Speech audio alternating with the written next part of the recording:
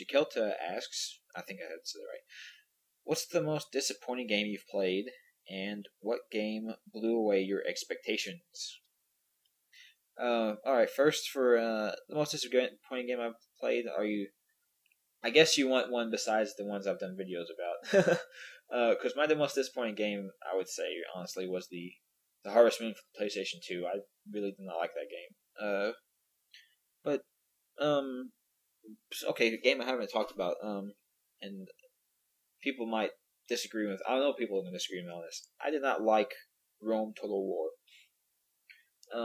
I didn't like it mainly because what I liked about it, what I saw of it that I really enjoyed and really wanted was the combat aspect. I guess my army versus their army, or my army versus their castle, because that was really interesting to me. The way they did the little squad groups and the combat there and the flanking and the different types of units beating certain units and all that stuff. That all was fairly interesting to me, but I don't like turn-based strategy like that, especially one where as you go into the game, you can sit there for 15 minutes waiting for all the computers to chuck through their turns. That really pisses me off. Why should I have to watch them do it? If something relevant to me happens, I guess you could show me, and I guess it's nice to know where their troops are moving, but it's so time-consuming and pointlessly so, and not even on things that are interesting. It's on things that are boring as hell, which is like watching units move across a map. I don't care for that. And if the game was more, take your army, go attack their army, and whoever wins, wins, that would be more interesting to me, but it's not. It's like you sit there for hours managing your resources, and then maybe you can go attack one of their cities. I don't know. I don't care for it. As for games that blew away my expectations, well, first of all, one that comes to mind immediately because of the videos I've been doing is Vampire the Masquerade Bloodlines. When I saw it in the store, I knew nothing about it. I just knew it was a vampire game, and I generally like those kind of games, so I was like, hey, why not? I'll pick it up. But I was really afraid when I picked it up that it was going to be just like the one before it, which was, what was it, Vampire Redemption, I believe it was. That game sucked hard. I mean, really bad. I borrowed it from a friend when it came out because he said it sucked hard, and I wanted to try it anyway. And he was right. It's really bad. It was a really bad game. The combat was pretty horrible. The whole thing, the story wasn't particularly intriguing to me, and I don't know, the RPG elements to it were also not so great. But I was afraid that this vampire game was going to be the same as the last, but I figured I'd give him a shot. It looked somewhat different, so and I'm really glad I did, because it was a very different game. It was a very good game, so I'm glad I gave it a shot. But another game came to my mind. Was Onimusha. I rather liked that game. I guess to follow more along my vein of survival horror games that I really enjoy. Onimusha, I liked it because while it did still have the kind of stilted, I guess, and poor walking around controls, turning left or right, up is forward, down is back, that kind of the turret controls, so to speak. While it still had those, it managed it a bit more, like with the instant turnarounds and the dashing and around and stuff like that.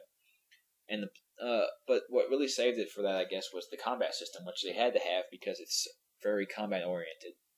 I like the combat system they had, the way they did the things, the counter moves you could do, the dodges and the blocks and all that stuff. I liked the way they did that. So that game really surprised me. I was thinking it was just going to be Resident Evil with swords in it, and it wasn't. It was rather good. Steeple333 asks, what is your favorite bit of Malkavian dialogue? There's a lot of really interesting stuff to choose from. It's all pretty good stuff. I laughed out quite a bit the first time I played through as a Malkavian. But well, the one I can think of just right off the top of my head, so I don't have to watch the entire set of videos again, is the when you first meet Officer Chunk. I love the lines you say to him when you first see him. So I found the I found the video. So here's the clip I'm talking about. One of my favorite characters in this game, good old Chunk. Hey, hold on a minute there. I'm afraid you're committing a 351. That's trespassing on private property. I'm gonna have to ask that you vacate the premises immediately, or I'm afraid I'll be forced to radio this in. Your blood runs sweet with jelly pastries. No problem. I have to deal with this sort of thing all the time, you know. Thank you for your cooperation, sir. Please leave in a timely manner and have yourself a good night. Your mind will shatter on the hollowness of your life. No, it can't be. I'm useless. I'm completely useless. Flowing fat will ferment your furrows. And now he sits there and cries. Oh, so funny. DrFreemanstein asks, what is your favorite Lovecraft story and why? And have you ever heard of Necronomicon, Dawning of Darkness? Okay, first I'll cover that Necronomicon, Dawning of Darkness. I had never even heard of that game before, and I looked around to see what it is, and it was an old game for the PlayStation, and I'm pretty sure I'm never going to be able to find it. If it's anything like Dark Corners of the Earth or other H.P. Lovecraft inspired games, there probably was not a huge distribution number, and copies of it are probably gone, and I'll never find one. But I also read almost everything I read about it was negative, so I don't know if I'd want to play it in the first place. But as for favorite Lovecraft stories, well, I'll give you two, because there's one that's not part of his general Cthulhu mythos that people know him for that I really like, and it's called the Quest of Iranon, and it's a very short story, and it's not in the same theme as Cthulhu stuff. It's more of a dreamscape kind of thing, dealing with dreams and journeying and tragedy, I guess. And that story is really good. I like it because of the ending and kind of what the story is about.